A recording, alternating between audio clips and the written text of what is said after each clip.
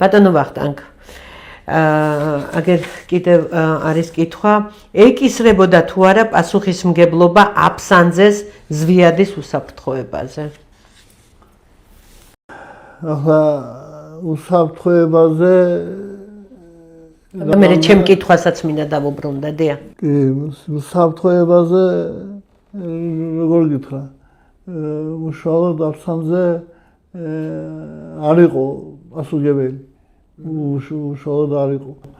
აბა ვინ იყო პასუხისმგებელი იყო თვითონ დაცვის უფროსი და მარგველანი და პრემიერ-მინისტრი ბესარიონ გუგუშვილი ვინც იყო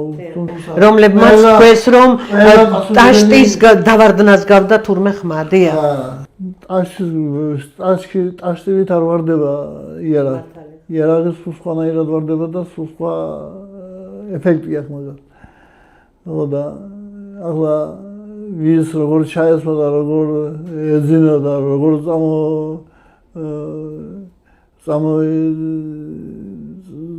გამოეღვიძა მაგას ეს სხვა ამბავია მაგრამ პრეზიდენტის ყლობა მე მგონი უნდა იქნას გამოძიებული მე მგონი კი არა უნდა იქნას გამოძიებული აუცილებლად ამიტომ ჩვენ მოსმოდაჟორეს რა ჩვენს იმაში მაგ დაშენი კრელი ჩემ გამოგლება მეთქი ეს მაგ ანდერძად ტოვე არა იქ ლექსი მაგ ჩაწერილი მე მინდა მაყურებას ვუთხრა რომ ბატონ ვახტანგს არაჩვეულებრივი ლექსები აქვს და მე გადაცემის ბოლოს მე აუცილებლად მინდა რომ თქვას თავის